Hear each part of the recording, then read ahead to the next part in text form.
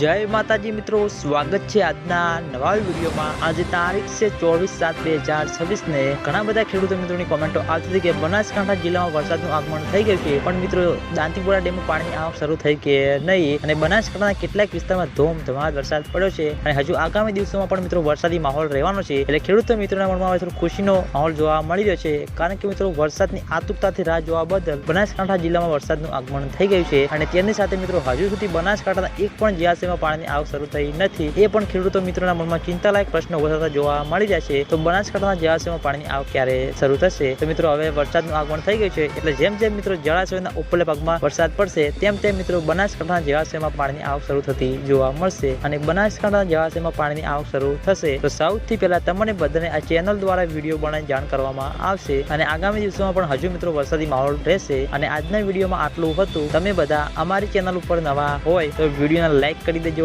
Comment કરી દેજો અને ચેનલને સબસ્ક્રાઇબ પણ કરી દેજો। તો મિત્રો જય માતાજી।